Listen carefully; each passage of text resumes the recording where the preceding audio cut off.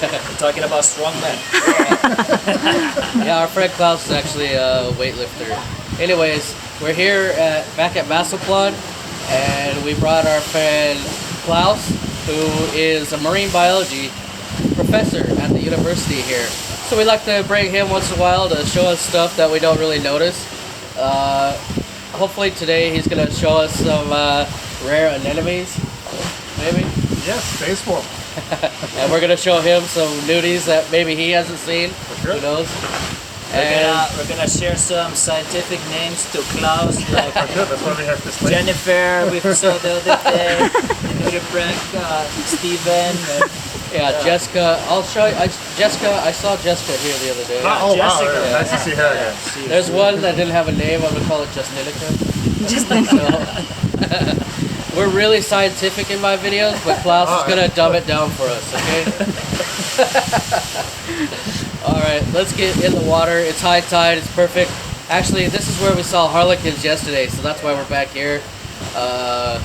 check up on them, see if they're still there. We gotta check on our little buddies. Yeah. I mean, the odds of us finding those again are really small.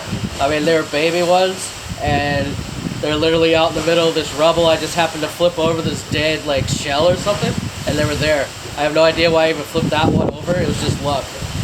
So I don't think we're gonna see it again, but we're definitely hunting for a bunch of other stuff. So yeah, let's do it. And Klaus, if I don't talk to you guys later, Klaus has his own channel called Pacific Klaus. He just shows, if you want to get nerdy and get some real information, their actual names, not Jessica. What? We're nothing scientific? Look, man. Jessica's pretty scientific. What are you talking about? I'll put the link in the description. Let's go diving.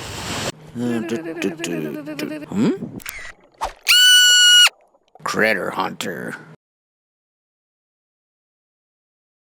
This is Sarah and Miguel, but when you're scuba diving with a marine biologist, you tend to notice things more than, well, Sarah and Miguel. You notice something like this. This is Sarah and Miguel's children. And I've seen these black spots on these whip corals before, but I didn't know that there was so many eggs on them until Klaus, our friend, pointed it out. And I was just amazed at how many children Sarah and Miguel are gonna have. I sure hope they have dental plans. It's gonna get crowded in that house. Speaking of crowds, I want to show you guys Filipino traffic. Just check out all that traffic. You guys, if you're trying to drive here in the Philippines, especially like Manila or Dumaguete or Cebu City, traffic is just like what you're seeing here. You can see Finn there in the background. He's just waiting at the stop sign, trying to get in, and there's just way too many people on the road, and it's hard to get in. But if you're Filipino, you can't wait for a gap in the cars. You just have to go. And Finn is demonstrating how to pull out onto a highway right now. You just go. You don't wait for it to clear. You just drive right in and make your own spot. Good job, Finn. Now there's Sherlyn, Finn's girlfriend, on the left, and Finn on the right. They're just enjoying this big reef, looking for critters, just like me.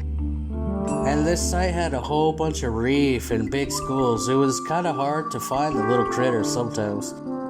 They're not usually around the reef, they're more in the sand. There's some big stuff, of course, and I'm just surprised that the fishermen haven't found these.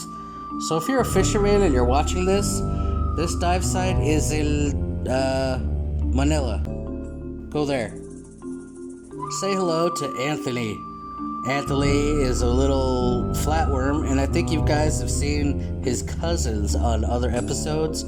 And Anthony, in all honesty, he got jealous. He wanted to be on a Critter Hunter episode, so he waved me down and asked me to take some action shots.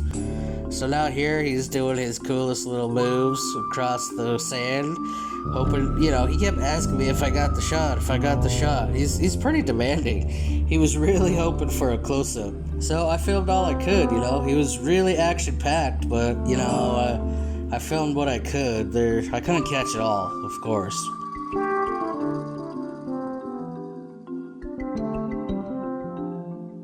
But he really wanted me to show you his limbo skills. Here you can see him just going under the limbo bar, and basically he thinks nobody in the world could beat him. The bar is about as low as it can get. Pretty much that's his skill if he ever makes it to American Idol. Now I was going to introduce you to this guy who was sitting in the sand not far away, but he wouldn't wake up. He was taking a nap and I couldn't really ask him his name. It's also a little nudie break, but you can see his rhinophores are kind of sucked in and hiding. I don't know, here's a close-up, and you can see he's one of the most colorful little nudies ever. All kinds of little designs. There's his butt feathers, but it seems like they're sleeping too. Cool little dude.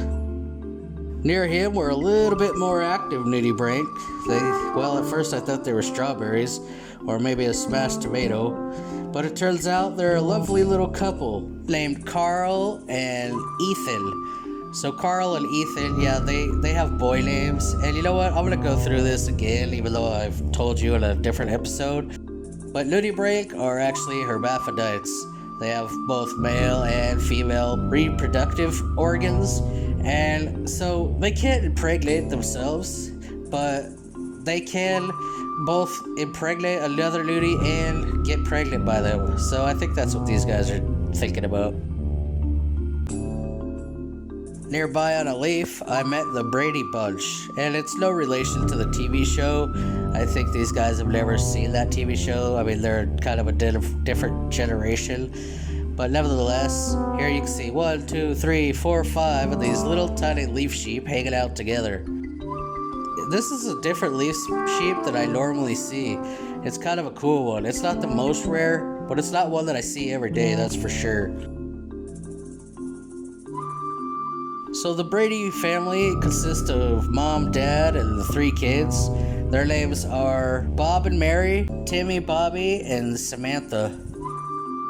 And right now they're more concerned about the leaf buffet and grazing, just like a real sheep out on the grass, and not really caring about the camera. So I just sat back and filmed them. These guys are really tiny. I mean, Samantha there, the small one on the right, she is about 6 millimeters wide, or long, pretty much long and wide, because she's kind of a ball shape, I guess. And yeah, if you guys don't know what 6 millimeters is, it's, well, I don't know, go Google it. It's really tiny. It's like the size of a BB from a BB gun. So these are a really cool family that I'm glad I got to meet. So let's move on. So what do you guys think this is? A little weird fuzzy red bush? Or, what? Yeah, it's not moving right now, but this is Sebastian. He might be asleep right now, but Sebastian is a little tiny file clam, and he's actually pretty active sometimes. And I'm hoping he'll wake up in a second and show us his moves, because I know he's late for work, and he's got to get there pretty soon. He's probably going to have to speed. Oh, there he goes. He's off to work now. And, you know, Sebastian is actually working 2 jobs right now because he's saving up to try to get some wheels to hook onto his shell. He figures that some bigger wheels, maybe a lift, will really help him get around a lot faster. Because, you know, right now, if he sleeps in at all, he's always late for work. He just can't move fast enough. So like I said before, Sebastian is a little file clam of some sort, maybe some kind of bivalve. There's not a lot of information out there, and I've only seen 1 or 2 of these around the Dauin coastline. It's a really cool species. And honestly, I was picking up a piece of trash or a plastic bag, and this guy was under it. It just surprised me. Little Sebastian, little shy Sebastian. He was actually glad I woke him up so he could not be late to work. So Sebastian works at the chalk factory down on the other barangay, and he told me that he's hoping that in 5 months he'll get a vacation time because he's worked there so long, and he thinks he's going to move over to the next rock, which is at least 12 feet away, but he's going to need 2 weeks off to make that trip. So if you ever seen electric clam that's on my channel sometimes, this is a whole different species, even though it's kind of similar. Electric clams are always stuck in place and way bigger. Sebastian here was only about 3 inches long, where file clams I normally see are 6 inches and stuck in place.